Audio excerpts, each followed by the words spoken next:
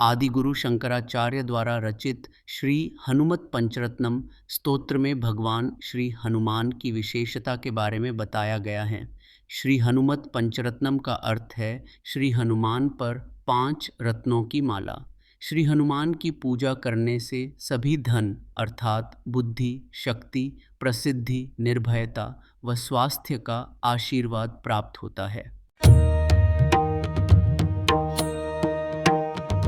वीताखिल विषयेच्छ जातानन्दाश्रपुलकमत्यच्छम् सीतापतिदूताद्यवातात्मजमद्य भावयेरित्यं तरुणारुणमुखकमलं करुणारसपूरपूरितापाङ्गम् संजीवनमाशासे मञ्जुलमहिमानमं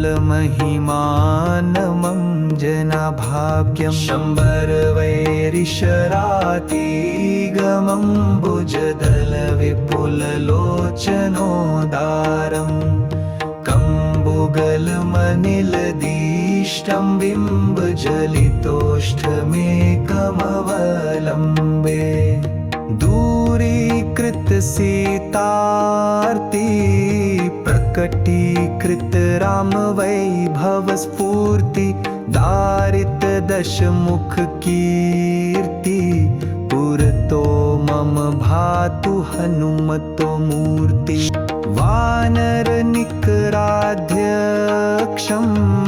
दानवकुल कुमुदर vicar सदृशं दीनजनावन दीक्षं पवनतप पाकपुञ्जमत्राक्षम् एतत् पवनसुतस्य